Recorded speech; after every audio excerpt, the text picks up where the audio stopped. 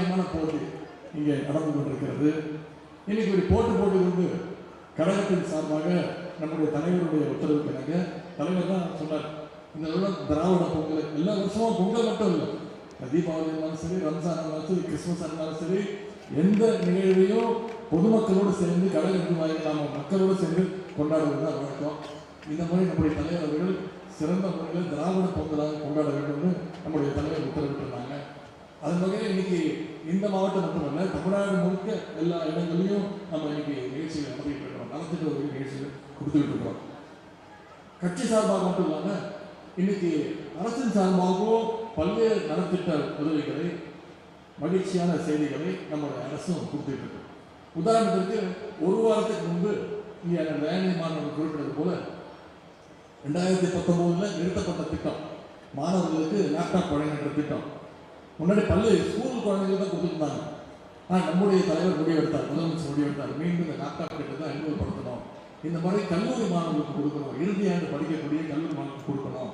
அப்போதான் அவங்களுடைய கல்விக்கு மேலும் அது உதவியாக இருக்கும் இந்த படிக்கல்வி திட்டம் அப்படின்னு இந்த வருடம் சட்டமன்றத்தில் அறிவித்தார்.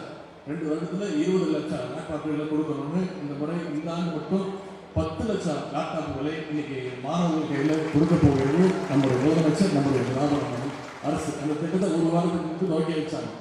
அது மட்டும் இல்லை, பல்வேறு திட்டங்களை நம்முடைய அரசு செஞ்சுட்டு இருக்கு. மகளிருக்கு விடியல் பயண திட்டம், நம்முடைய முதலமைச்சர் அவர்கள் பொறுப்பேற்ற முதல் நாள் அவர் போட்ட முதல் கையெழுத்து விடியல் பயண திட்டம், மகளிருக்கு கட்டணமில்லா பேருந்து திட்டம். அந்த திட்டத்தின் மூலம் இன்னைக்கு ஒவ்வொரு மகளிரும் குறைஞ்சது மாதம் 900 1000 வரைக்கும் சேமிச்சிருக்காங்க. இன்னைக்கு எத்தனை ட்ரிப்ஸ் தெரியுமா அடிச்சிருக்காங்க மகளிர்?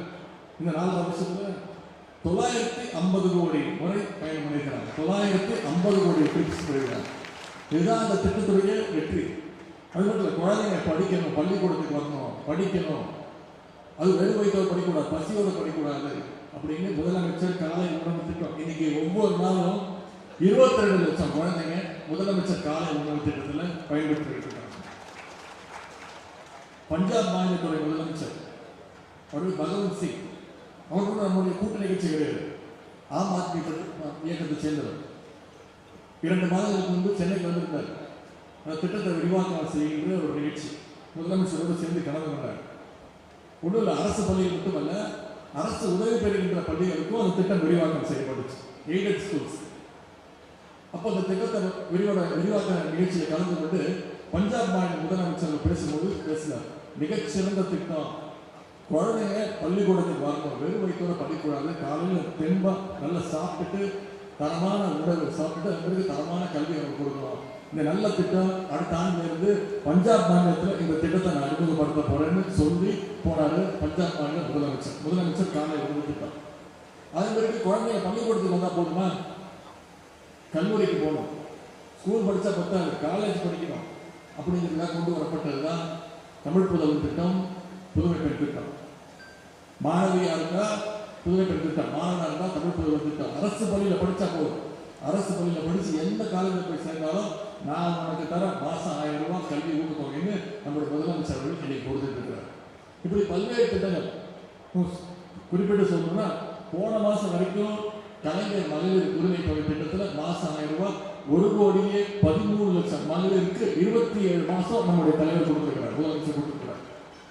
இந்த பொங்கலை மட்டும் இந்த ஜனவரி மாதம் அந்த திட்டம் விரிவடை செய்யப்பட்டு இன்னைக்கு ஒவ்வொரு மாதமும் 1,30,00,000 மகளிருக்கு கலைஞர் மகளிர் உரிமை தொகை திட்டம் வழங்கப்பட்டிருக்கு. இதை விட இன்னும் குறிப்பாக சொல்லணும், பெருமையாக சொல்லணும்னா, பொங்கல் பரிசாக இந்த பொங்கலுக்கு தமிழ்நாட்டில் உள்ள அத்தனை குடும்பங்களுக்கும் 3000 ரூபாய் ரொக்க பரிசு, பொங்கல் பரிசு நம்முடைய முதலமைச்சர் கொடுத்திருக்கிறார். இப்படி ஒவ்வொரு திட்டத்தையும் பார்த்து செய்யறதுனால தான் இன்னைக்கு நம்முடைய தமிழ்நாடு இந்தியாவிலேயே வளர்ச்சி அடைகின்ற மாநிலத்தில் முதல் இடத்துல.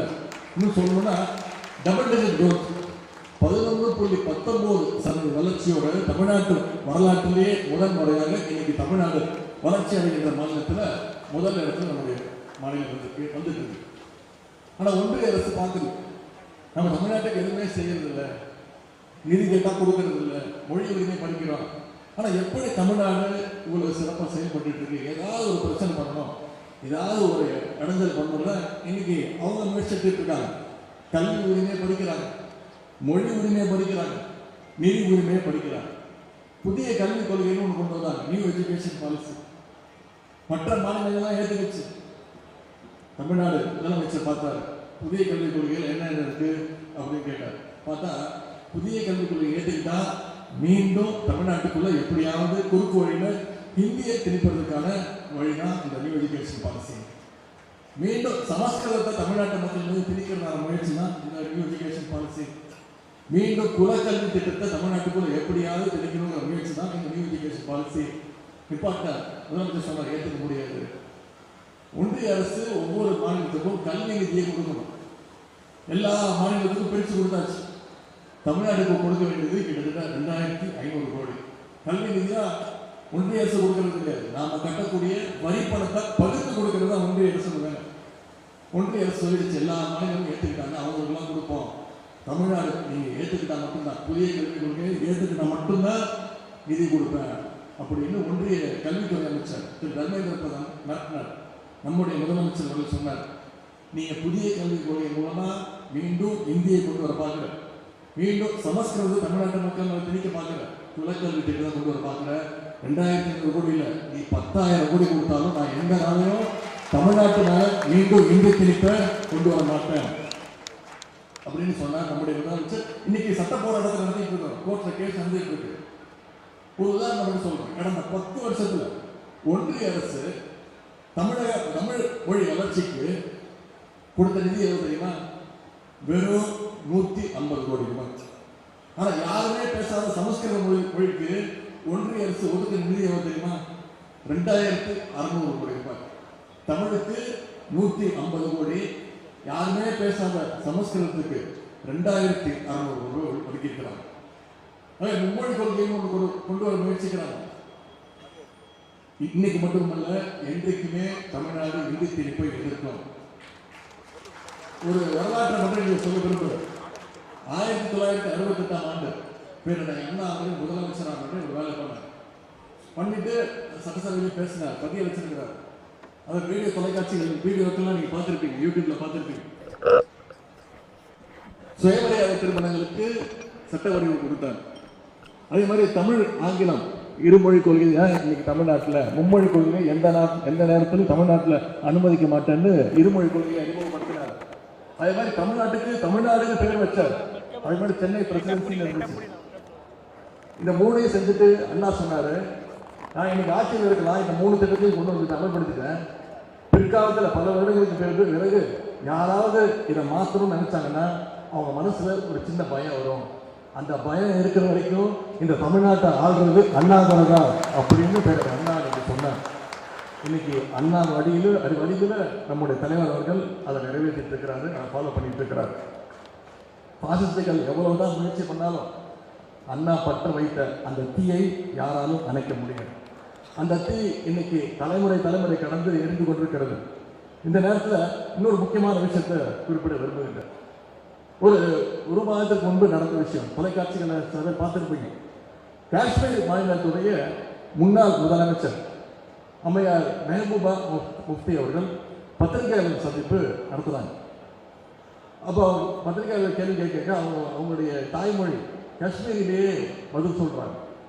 உடனே ஒரு பத்திரிகையாளர் குறுக்கிட்டு சொல்றாரு, நீங்க காஷ்மீரில் பேசுறீங்க, நீங்க ஹிந்தியில பேசுங்க, அப்படி இல்லை உருதுல பேசுங்க அப்படின்னு கேட்கணுன்னே இந்த மெஹபூபா முஃப்தி அவர்கள் சொல்றாரு, நீ எவ்வளவு தைரியம் இருந்தால் என்னை கேட்கிற, நீ தைரியம் இருந்தால் இந்த கேள்வியை தமிழ்நாட்டில் முதலமைச்சராக இருக்கிறாரு என்னுடைய சகோதரர் தலைவர் பேர் சொல்லுவாங்க, எங்களுடைய சகோதரத்தை போய் உன்னால கேட்கறதுக்கு தமிழ்நாட்டில் கேட்கறதுக்கு தைரியம் இருக்கா அப்படின்னு. இன்னைக்கு காஷ்மீர்ல இருந்து ஒரு குரல் வருதுன்னா மாநில உரிமை மொழி உரிமைனா அனைத்து தலைவர்களுக்கும், இந்தியாவில் இருக்கக்கூடிய அனைத்து தலைவர்களுக்கும் ஞாபகம் வருது இன்னைக்கு தமிழ்நாடு தான், நம்முடைய முதலமைச்சர் அவர்கள் தான். ஏன்னா இன்னைக்கு இந்த உரிமைகள்லாம் காப்பாற்றுறதுல ஒட்டுமொத்த இந்தியாவுக்கும் வழிகாட்டியாகவும் எடுத்துக்காட்டாகவும் இருக்கக்கூடியவர் நம்முடைய முதலமைச்சர் அவர்கள், நம்முடைய தலைவர் அவர்கள். இன்னைக்கு இதையெல்லாம் நாம உள்வாங்கி கொண்டு நமக்கு வெறும் கையில் 80 நாட்கள் தான் இருக்கு. இந்த மாசம் இன்னைக்கு 11 தேதி ஆயிடுச்சு, 12 ஆயிடுச்சு. 20 நாட்கள் இருக்கு. அடுத்த மாதம் ஒரு 30 நாட்கள், அது பிறகு ஒரு 20 நாட்கள் தான். அதுக்குள்ள தேர்தல் தேதி அறிவிச்சுவாங்க. நம்முடைய கைகளில் அடுத்து ஒரு 80 நாட்கள் தான் இருக்கு. இந்த 80 நாட்கள் மிக மிக முக்கியமான நாட்கள் என்பதை நீங்கள் மனசில் வைத்துக் கொண்டு இந்த பிரச்சாரத்தை மக்கள் எடுத்துக்கொண்டு போய் சேர்க்க வேண்டும். மீண்டும் ஏன் திராவிட முன்னேற்ற கழகம் ஆட்சிக்கு வரணும், மீண்டும் நம்முடைய உரிமைகள்லாம் அதிமுக கையில் கொடுத்துட்டீங்கன்னா அந்த உரிமைகள்லாம் பறிபோயிடும் அப்படிங்கிற இந்த பிரச்சாரத்தை மக்கள்கிட்ட எடுத்து கொண்டு போய் நீங்கள் சேர்க்க வேண்டும். இந்த சூழலில் எஸ்ஐஆர் திட்டத்தை கொண்டு வந்தாங்க, ஸ்பெஷல் இன்டென்சிவ் ரிவிஷன். அதன் மூலமாக இன்னைக்கு கிட்டத்தட்ட 97 லட்சம் வாக்காளர்களை வரைவு பட்டியலிருந்து நீக்கியிருக்கிறாங்க. வரைவு பட்டியல் வெளியாயிருக்கு. 18ஆம் தேதி வரைக்கும் நமக்கு நேரம் இருக்கு. இன்னைக்கு ஒவ்வொரு தொகுதியிலும் 10,000கணக்கான வாக்குகள் நீக்கியிருக்கிறாங்க. மேற்கு மாவட்டத்தில் அண்ணா நகரில் மட்டும் 1,20,000 வாக்குகள் நீக்கப்பட்டிருக்கு. 1000 இடத்துல கிட்டத்தட்ட 98,000 வாக்குகள் நீக்கப்பட்டிருக்கு. நான் உங்கள்கிட்ட கேட்டுக்கொள்ளலாம், நிர்வாகிகள் உங்கள்கிட்ட கேட்டுக்கொள்வதெல்லாம் ஒரே ஒரு வேண்டுகோள் தான். உங்களுடைய பெயர், நீங்கள் ஒவ்வொருத்தரும் உங்களுடைய பெயர் வரைவு வாக்காளர் பட்டியலில் இருக்கான்னு முதல்ல போய் செக் பண்ணுங்க. உங்களுடைய பெயர் மட்டுமல்ல, உங்களுடைய குடும்பத்தினர், உங்களுடைய உறவினர்கள், உங்களுடைய நண்பர்கள், அவங்களுடைய பெயர்லாம் வாக்காளர் பட்டியலில் இடம்பெறுதான்னு பார்க்க வேண்டியது மிக மிக அவசியம். அப்படி வாக்காளர் பட்டியலில் பெயர் விடுபட்டு போயிருந்தா அவங்களுக்கு ஃபார்ம் 6 கொடுத்து மீண்டும் விண்ணப்பிக்க சொல்லுங்க. மக்களுக்கு, உங்களுக்கு மட்டுமல்ல, மக்களுடைய வாக்குரிமையும் காப்பாற்ற வேண்டிய பொறுப்பு திராவிட முன்னேற்ற கழகத்துடைய தொண்டன் நம்ம ஒவ்வொருத்தருக்கும் இருக்கு என்பதை கூறிக்கொண்டு டோர் டு டோர் சென்று பிரச்சாரத்தை நீங்கள் மேற்கொள்ள வேண்டும். தகுதியான ஒரு வாக்காளருடைய பெயரோடு வாக்காளர் பட்டியலிருந்து விடுபட்டு விடக்கூடாது. உங்களுடைய வாக்குரிமையை மட்டுமல்ல, இன்னைக்கு தமிழ்நாட்டு மக்களுடைய வாக்குரிமையை காப்பாற்ற வேண்டிய பொறுப்பு இன்னைக்கு நம்மகிட்ட இருக்கு. 10 நாட்களுக்கு முன்பு ஒன்றிய உள்துறை அமைச்சர் திரு அமித்ஷா அவர்கள் வந்திருந்தார். தமிழ்நாட்டுக்கு வந்து போது பேசிட்டு போனார். பீகார், மத்திய பிரதேசத்தில் நாங்கள் ஜெயிச்சிட்டோம், பாஜக ஜெயிச்சிருச்சு, எங்களுடைய அடுத்த டார்கெட் தமிழ்நாடு அப்படின்னு இன்னைக்கு ஒன்றிய பாஜக அமைச்சர் அவர்கள் பேசியிருக்கிறார், உள்துறை அமைச்சர் பேசியிருக்கிறார். யார் வேணா டார்கெட் வைக்கலாம், யார் வேணா இலக்கு வைக்கலாம், ஆனால் அந்த டார்கெட்டை அச்சீவ் பண்ணுறது நம்முடைய உடன்பிறப்புகள், நீங்கள் தான் வந்திருக்கக்கூடிய நிர்வாகிகள், அது உங்களுடைய கைகள்லாம் இருக்கிறது. ஏன்னா இன்னைக்கு தமிழ்நாட்டு மக்கள் ரொம்ப தெளிவாக இருக்கிறாங்க. பாசிச பாஜகவையும் அவங்க கூட சேர்ந்து வருகின்ற அடிமை கூட்டத்தையும் நிராகரிப்பதற்கு தமிழ்நாட்டு மக்கள் தெளிவாக இருக்கின்றாங்க. அவங்ககிட்ட போய் பிரச்சாரத்தை செய்ய வேண்டிய பொறுப்பை மட்டும் உங்கள்கிட்ட நம்முடைய தலைவர் அவர்கள் ஒப்படைச்சிருக்கிறாரு. அதை நிச்சயம் நீங்கள் செஞ்சு காட்டுவீங்க என்ற நம்பிக்கையோடு உங்களுடைய அண்ணா நகர் தொகுதியிலையும் 1000 விளக்கு தொகுதியிலும் பல்வேறு திட்டங்கள் நிறைவேற்றப்பட்டிருக்கு.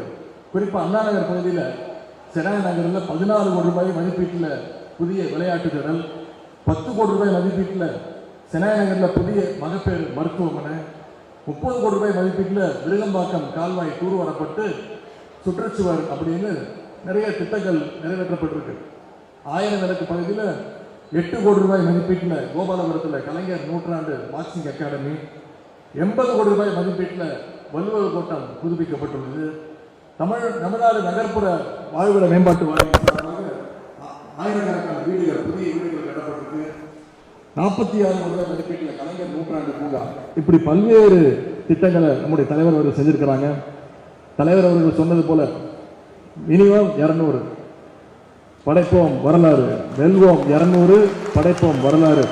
அதற்கு ஒரு ஆரம்ப புள்ளியாக, தொடக்கமாக மேற்கு மாவட்டம் இருக்கக்கூடிய நம்முடைய சேப்பாக்க திருவல்லிக்கேணி, 1000 விளக்கு, அண்ணா நகர் 3 தொகுதியும் சென்ற தேர்தலை விட மிகப்பெரிய வாக்கு வித்தியாசத்தில் நாம் வென்று காட்டுவோம் என்பதை கூறிக்கொண்டு, கழகம் 7வது முறையாக ஆட்சி அமைக்கணும்னா, நம்முடைய தலைவர் 2வது முறையாக முதலமைச்சர் பொறுப்பை ஏற்கணும்னா, இங்க வந்திருக்கக்கூடிய நிர்வாகிகள் அந்த வெற்றி உங்களுடைய கைகள்லாம் இருக்கு.